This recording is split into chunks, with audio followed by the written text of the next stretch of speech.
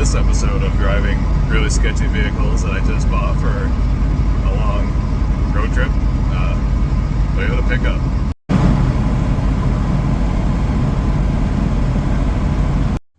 Alright, well, we made it home safe, thankfully. It's a few days later. I actually was getting the truck after work and had to work the next morning, so I got home late and I just kind of parked it and went in. And then yesterday I actually started working on the truck a little bit, but first I'll just give you a walk around and then I'll tell you what I did to it so far and what else I have to do. So this is my 1985 Toyota pickup, regular cab, short bed, nothing special. It's not an 85.5, so it is still carbureted, but it is solid axle, so that's cool. Very simple truck. This is a base model truck. It doesn't even have a passenger side mirror, so it is like the bare bones base model you could get. But I just needed a really cheap truck because I don't have any money and I need to start getting work done. As most of you know who have been following my channel for a while, I have been waiting for actually now over a year for my work truck to be done. It's been in the shop getting a new motor, and we just have been dealing with so many complications. I have so much money invested in that truck, but this whole year of holding me back from being able to sell, transport, and pick up vehicles because I don't have a truck that I can travel with has just been eating me alive financially. So I just took the liberty in spending literally every last dime I have to buy this truck, and I just need something I can travel with so I can at least start moving parts and making some money, because your boy needed to start selling parts again. Regardless, this truck is very ugly, but I kind of like it. It gives it character. It's hilarious, but I also think that's kind of what deterred people from buying it, because other than being ugly, it has a couple of little quirks here and there. Like I said, I'll show you what I have to fix on it still, but it's definitely in solid shape. Other than that, I mean, it drove straight, surprisingly, like barely any play in the steering, and the truck sat for a long time and was just recently pulled out of a field basically and had a motor put in it. So it's got a newer Tacoma bench seat, which is actually really nice condition. It does sit a little higher, so it's kind of awkward for me because I'm like 6 foot tall, missing the buckles, so that was sketchy driving home. But I got a parts truck. I'm gonna be swapping parts to this thing. Only 123,000 miles on it. It definitely looks beat for that amount of mileage, but you can kind of tell with like wear points, like the pedals and stuff, the mileage kind of looks accurate for what the odometer says. And I really don't know what's going on with this paint, because it looks like someone tried to paint a stripe down the side. I don't know why it's like two-tone black at one point. You can see someone did pinstriping on the hood. So I don't know, this truck, maybe someone had it nice at one point. But another cool thing is the guy that I bought it from did something that I've been always wanted to do to my other truck that I had that I sold a long time ago, but put a two-wheel drive bumper on it because it's just a cleaner look. It doesn't have those plastic end caps that always fade and all that. Another sweet feature of this truck that I love, these wheels. So these are like, I guess somewhat rare discontinued Eagle, it's upside down, but Eagle's a brand that made these wheels, and I have all 4 center caps, which is sweet. The wheels alone are worth like a third of what I paid for the truck, so that's nice. So the story behind the truck, just quick, the kid that I bought it from said he basically pulled it out of a field. It was sitting for years, and as you can see here, the truck was literally last registered in 2013, so it's been sitting for over 10 years. And the motor was locked up, so he put one in it that he had laying around. He has a bunch of Toyota stuff, and the motor smoked like a banshee, so he pulled that motor back out. He had a buddy with another pickup, and it just had work done or something before he bought it. It was running and driving with like a bunch of new parts in the head, new timing chain, and all sorts of stuff, and the truck was just wrecked or something. So he pulled the motor out of that and swapped it again, put it in this one, and put a new oil pump, new water pump, seals, and all sorts of stuff. So the motor has a lot of new parts and has been refreshed, new seals and stuff like that, which is what drew me to the truck more than, you know, what was probably deterring people from the exterior. So under the hood here we got the good old 22R. Not to be mistaken with the 22RE. I don't know why a lot of people get them confused. 22RE was fuel injected, and that was in 85.5 is when they changed to fuel injection, and 85.5 was actually the only time you could get a fuel injected 22RE with the solid axle. But other than the fuel injection, 22R is basically the same exact motor. So as you can tell, Brand new water pump, seals are all good. This thing doesn't leak a drop of anything either, surprisingly. Like, I've had it parked and there's nothing leaking.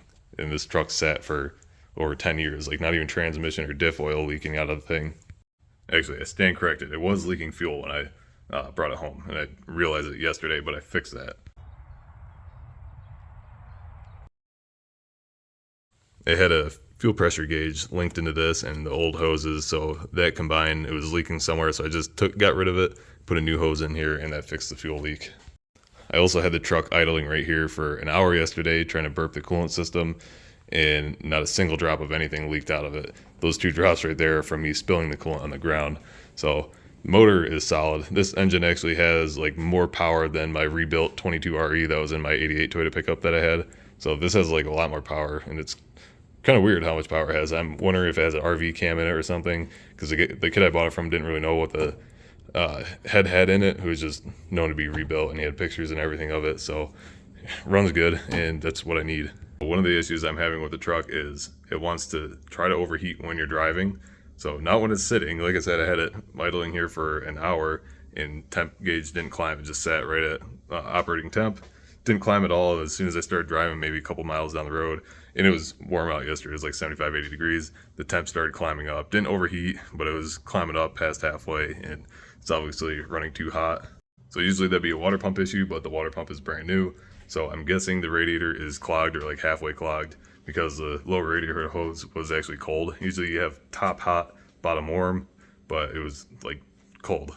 So also it's going to need new front wheel bearings. Either got to be repacked or new bearings. So they're not terrible. It's drivable, but one of the safety things I want to get done. But yeah, honestly, if I knew about the radiator issue, I probably wouldn't have bought the truck. It didn't overheat when I was driving. I just don't have the money to throw at the thing or time to throw at the thing. My plan was to actually put this thing to work this weekend, but unfortunately, because of the radiator, this put me at a big screeching halt. So nothing's open right now. I don't have the money to buy a radiator, but he might actually be trading me parts, a radiator for some parts that I got. So we'll see. Hopefully all goes well. But if the radiator fixes the overheating problem, it's not something else. Like I went through everything. I checked for head gasket leak and all that. Everything's checked out good. So the only thing that's left is a radiator or something internally plugged in the motor, which would be devastating. But yeah, hopefully it's just a radiator. It also has a leaking exhaust manifold, which I knew about, but I don't know if it's leaking up here or down at that gasket there. I have to look at that more further, but not a big deal. But yeah, I'll be working on this next episode on the channel. I'll start fixing stuff here and there, putting belts in it, taking out of the parts truck over there, and hopefully getting this thing roadworthy for very cheap, because like I said, got all my money invested in this thing so I can start making money again. So if everything checks out after I put the new radiator in it and I don't have any other major issues, my plan is to actually keep this truck as a spare work truck, because I honestly do not ever want to be without a work truck in my life again, because this has been the most stressful year of my life. So yeah, we'll be keeping this thing around, maybe do a few little modifications to it, but for the most part I want to keep it stock. I'm also on the fence about painting the truck, doing like a rattle can paint job. I kind of like the character that it has, but at the same time I want to maybe make it look nicer. And it's got the typical bed rot like every Toyota ever, unless it was garage kept in a dry area. It's just something wrong with the seam from Toyota. But everything else under the truck is solid, frame solid, no rust anywhere else. Cab, doors, everything's good. But let me know what you think. Should I paint it or keep the character and kind of just run it as it is? I also forgot to mention that, like, just a little dumb stuff like this is broke. This doesn't work anymore, and the fuel gauge doesn't work. And so this video is not completely boring. I'll start it up for you.